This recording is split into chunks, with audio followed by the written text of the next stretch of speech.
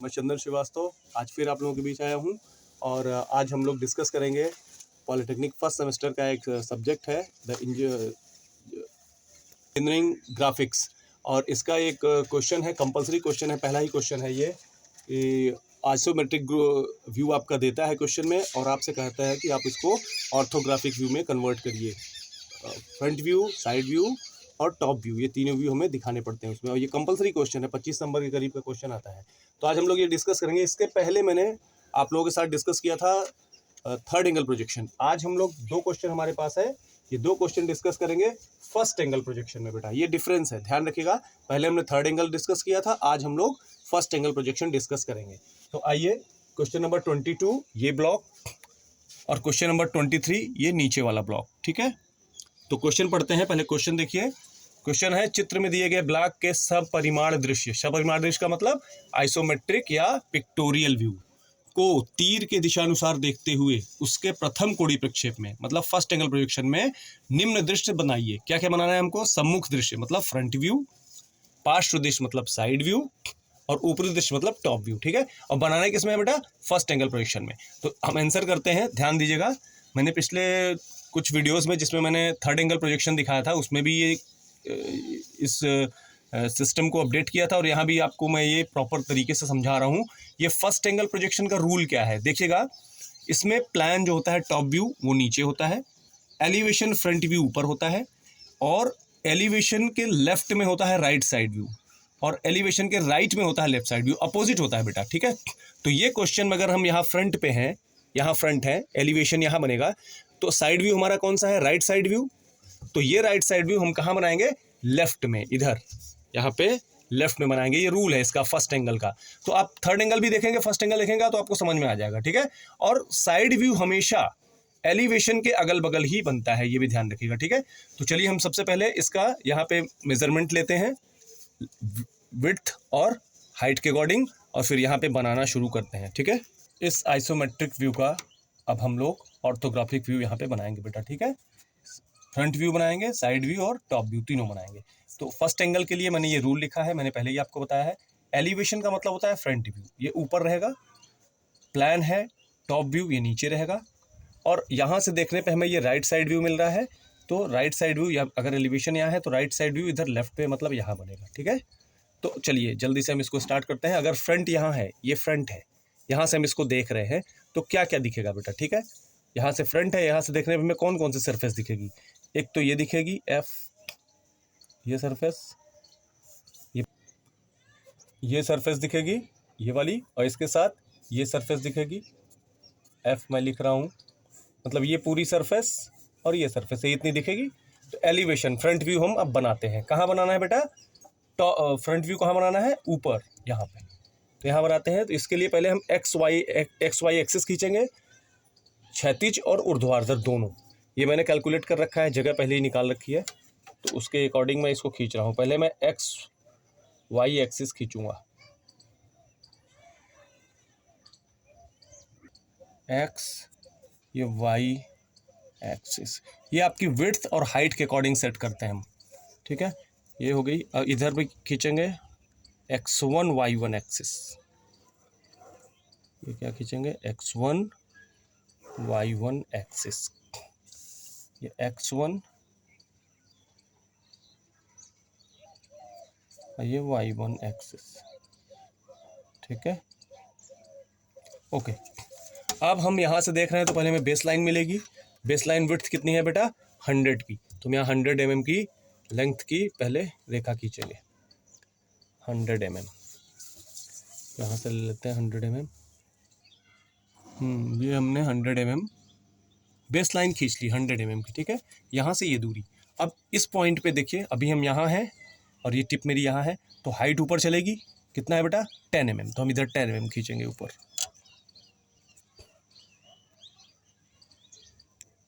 Okay okay. अब हम यहाँ से आगे बढ़ेंगे इधर, ये एक रेक्टेंगल हमारा यहाँ बन जाएगा। अब इस पॉइंट से अब हम यहाँ पे हैं, अब यहाँ से इधर आगे चलेंगे राइट साइड को, कितना? 30 mm। 30 mm आगे चलते हैं,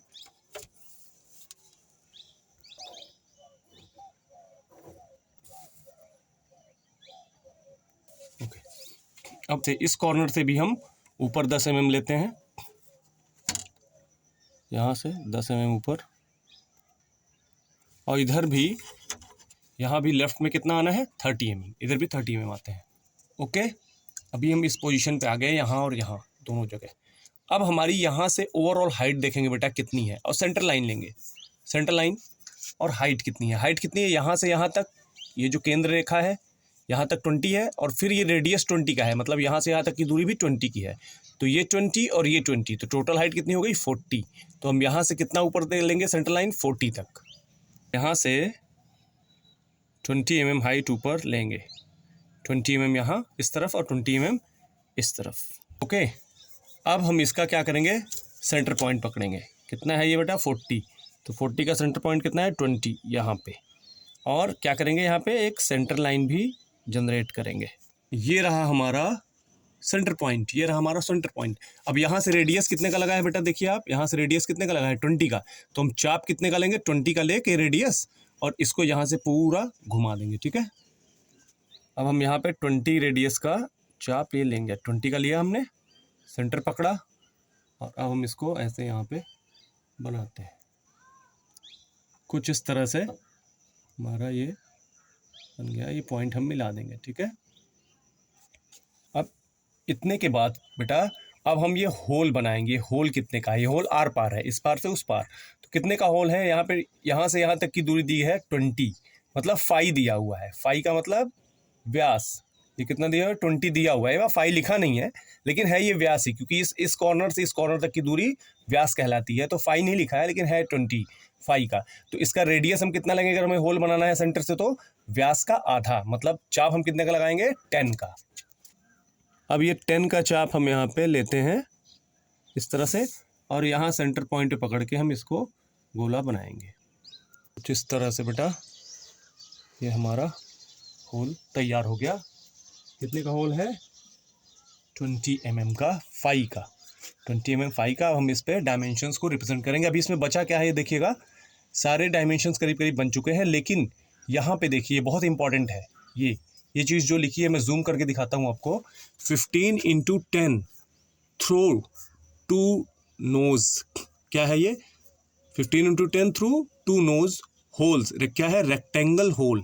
ये एक आयताकार छेद है, यहाँ देखिए इस पार से उस पार और इस पार से उस पार, ये ब्लॉक में एक ये आयताकार छेद है आर पार, और ये इधर आयताकार छेद है। इसका साइज क्या है बेटा 15 × 10। ये टू नोज इसीलिए लिखा है, यहाँ पे एक यहाँ है एक यहाँ है, तो ये छिपा हुआ है पीछे, तो एक दोनों है ये। तो हमको कहाँ बनाने हैं, एक यहाँ बनेगा और एक यहाँ बनेगा, लेकिन क्योंकि फ्रंट से हम देख रहे हैं तो ये होल तो हमें दिखेगा नहीं। सामने से अगर आप यहाँ से देखोगे तो होल है ज़रूर, लेकिन दिखेगा नहीं क्योंकि इस बॉडी के अंदर है।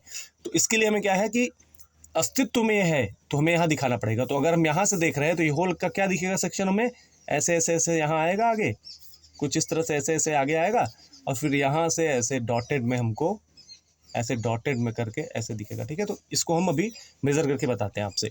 तो कैसे करेंगे बेटा, अगर हम इस कॉर्नर से देखें तो इसकी दूरी कितनी है, यहाँ से यहाँ तक की दूरी कितनी दूरी पे है ये, तो उसको मैं बताता हूँ आपको। अभी कैलकुलेट करना पड़ेगा आपको। अगर ये इसका सेंटर पॉइंट है, मतलब ये, ठीक है, बहुत ध्यान से देखिए, तो इससे यहाँ तक की दूरी 15 और यहाँ तक की दूरी 15, क्योंकि ये 30 है, यहाँ पूरी दूरी ये 30 है, तो सेंटर से इधर 15 इधर 15, तो सेंटर पकड़ने के बाद अगर हम इधर भी 5 और इधर भी 5, तो 5 इधर है और 5 इधर है, क्योंकि 10 इसकी चौड़ाई है, तो 10 के हिसाब से 5 इधर और 5 इधर, तो ये डिस्टेंस कितनी हो गई बेटा आपकी 15 में से, अगर ये 15 है तो 5 निकाल दिया तो कितना बचा 10, मतलब यहाँ से यहाँ तक की दूरी कितनी हो गई आपकी 10। तो ये 10 यहाँ कॉर्नर पे यहाँ से 10 mm की दूरी पे हम क्या करेंगे, डॉटेड निशान लगाएंगे यहाँ पे 10 पे। ये किसके लिए बेटा, उस होल के लिए, रेक्टेंगल होल के लिए, आयताकार छेद के लिए। अब ये तो किनारे का निशान लग गया इसका, अब इसकी चौड़ाई भी दिखानी है, कितना चौड़ा है ये, तो 10 mm है, तो 10 mm इसकी चौड़ाई फिर से ले लीजिए यहाँ से यहाँ पे, और फिर इसको खींच दीजिए डॉटेड। ये हमारा होल हो गया, रिप्रेजेंट हो गया। ठीक है, ये होल यहाँ आ गया। अब इसी तरह से एक उधर भी है, तो सेम यही प्रोसेस यहाँ करेंगे। यहाँ से पहले लेंगे 10 mm की दूरी, हाँ ये दोनों अब हमने होल भी हमारे सामने आ गए। अभी इसमें करीब करीब सारा फ्रंट व्यू बन चुका है। अब हम इसका डायमेंशनिंग करते हैं, जो जो डायमेंशन है वो यहाँ दिखाते हैं, ठीक है। ये बेटा हमने हमारा फ्रंट व्यू एलिवेशन में लिख दिया, फ्रंट व्यू बन गया है, ठीक है। सारी डायमेंशन हमने यहाँ पे शो कर दी हैं, ठीक है।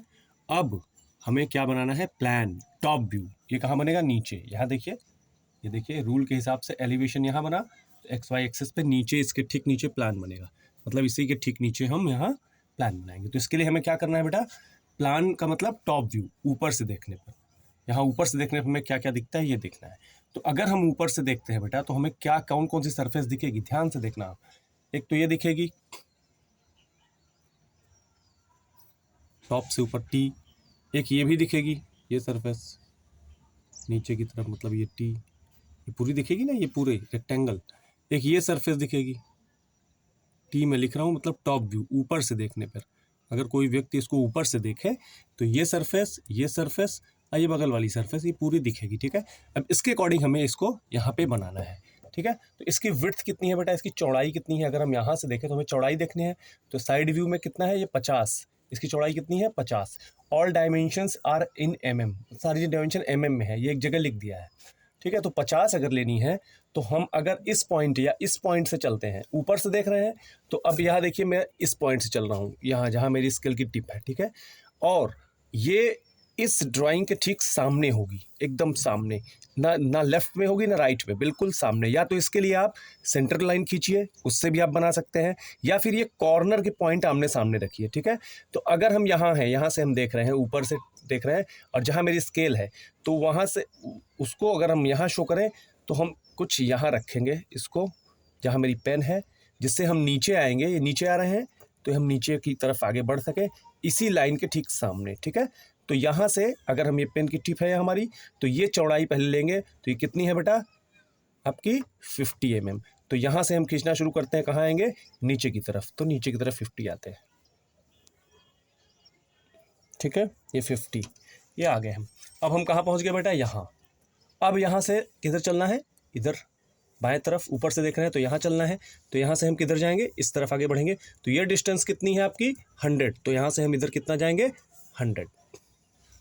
अब जब हम यहाँ ऊपर से देख रहे हैं बेटा, ऊपर से देखने पे हमें ये जो सरफेस है, ये सरफेस और ये सरफेस, हालांकि ये कर्व में है, लेकिन जब ऊपर से देखेंगे तो ये पूरा एक रेक्टेंगल ही हमको मिलेगा। ये कर्व ऊपर की तरफ, ऊपर से देखने पे नहीं, ये फ्रंट से देखने पे तो ये ऊंचाई दिखेगी, लेकिन जब आप यहाँ से देख रहे हैं तो ये ऊंचाई आपको नहीं दिखेगी, बल्कि यहाँ से लेके यहाँ तक एक सीधी रेखा दिखेगी, और यहाँ से लेके यहाँ तक एक सीधी रेखा दिखेगी। तो मतलब ये पूरा एक रेक्टेंगल बनेगा, कुछ इस तरह से हमने बनाया है। अब इसको पूरा एक रेक्टेंगल हम बना देते हैं, आयत, एक पूरा आयत बना देंगे।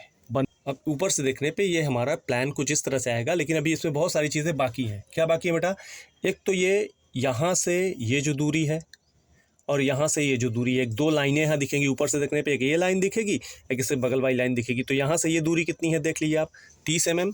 तो यहाँ से 30 mm पहले नाप लीजिए, 10, 20 और ये 30 यहाँ पे कुछ इस तरह से। इधर भी 30 नाप लीजिए, 10, 20 और ये 30, ठीक है। अब ये क्या होगा, दो सीधी लाइनें हम इस पर खींच देंगे कुछ इस तरह से, ठीक है। ये बन गया हमारा, ये दोनों लाइनें इस तरह से ऊपर देखने पे ये दोनों दिखेंगी। अब बेटा ये जो कर्व है, ये जो गोला है, ऐसे कर्व है, ये ऊपर से देखने पे तो दिखेगा नहीं, लेकिन इसके अंदर एक होल है आर पार। तो ऊपर से देखने पे होल भी अंदर है, नहीं दिखेगा, लेकिन क्योंकि ये होल अस्तित्व में है, इस पार से उस पार तक है, तो हमें इस ड्राइंग में दिखाना पड़ेगा। तो इसका पहले सेंटर लाइन पकड़ेंगे, इसका सेंटर लाइन पकड़ेंगे और सेंटर लाइन से फिर होल को दिखाएंगे। तो इसका केंद्र, इसका सेंटर पॉइंट कैसे लेंगे, टोटल डिस्टेंस 100 है, तो 100 में 50 पे हम इस पर निशान लगा लेंगे।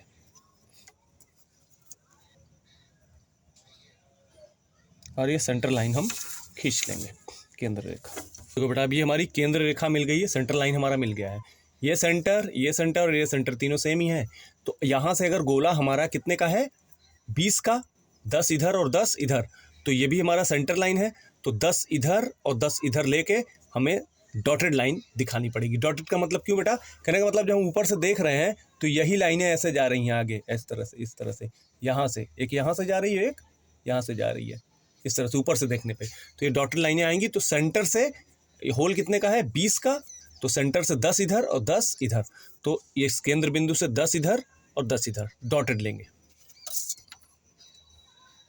और 10 इधर। अब इसको डॉटेड लेंगे कुछ इस तरह से। अब ये हमारा होल भी यहाँ पे आ गया। अभी डायमेंशनिंग हम इसको दिखा देंगे, ठीक है। अब बचा क्या क्या है ये देखिए, होल हो गया, ये सरफेस हो गई, ऊपर वाली सरफेस हो गई, सब हो गई। ये दो जो रेक्टेंगल होल है, एक ये वाला और एक ये वाला, ऊपर से देखने पे हमें यहाँ दिखेगा ना बेटा, तो दिखाने के लिए अब हमको फिर से, क्योंकि ये होल, ये जो चौड़ाई है 30 mm, इसके बीचों बीच है, तो यहाँ से 30 mm ये है, तो इसका फिर से सेंटर पॉइंट हम लेंगे 15 इधर और 15 इधर, और सेंटर लाइन खींचेंगे, उसी पे होल बनाएंगे। मतलब एकदम इसका बीचों बीच का सेंटर हमें लेना पड़ेगा। मतलब इधर से भी हमें ये कितना है 50 है, तो कितना लेना पड़ेगा 25 पे ये होल, और इधर से भी, तो इधर से भी सेंटर में और ऊपर से भी सेंटर में, ठीक है। तो इसका भी हमें सेंटर लाइन खींचते हैं पहले। अब ये देखिए, जहाँ स्केल मेरी रखी है ये टिप और ये टिप सेम है दोनों।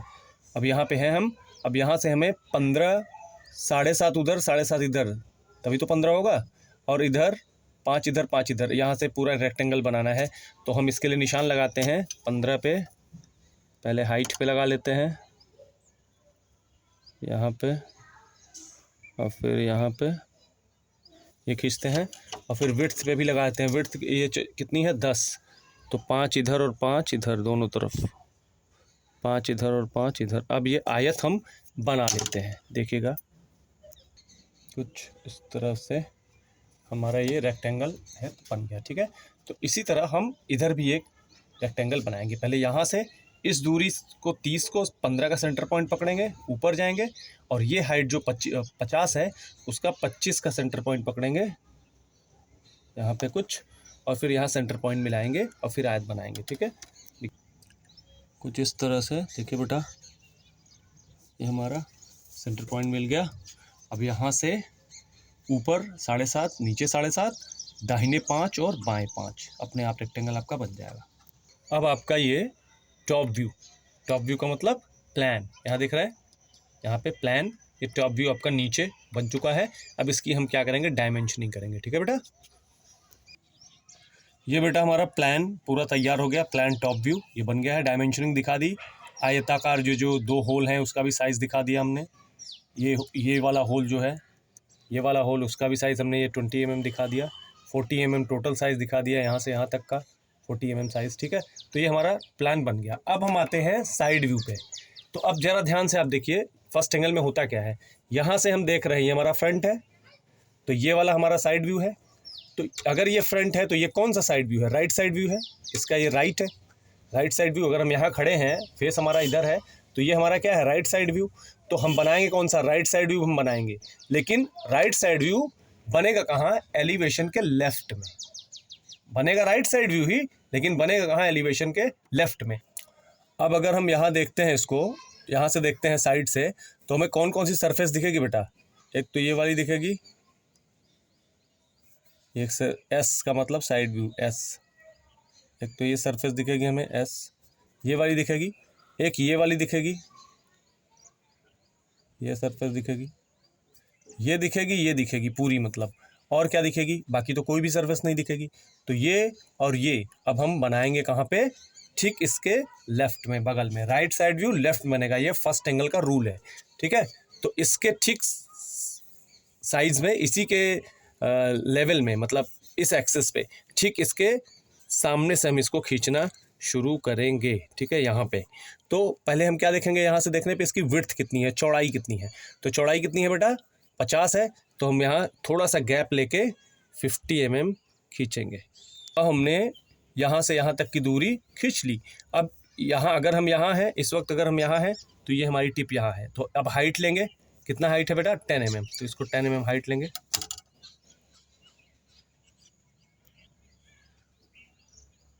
ठीक है।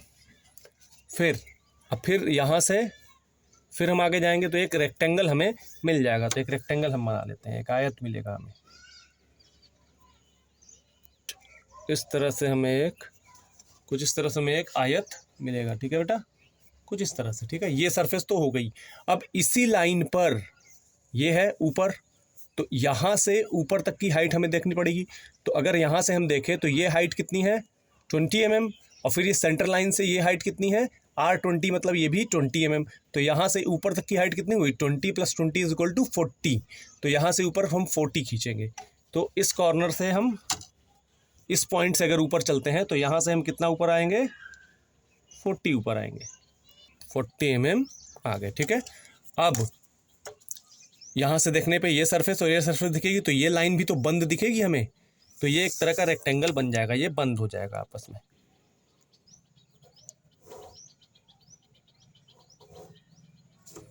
ओके,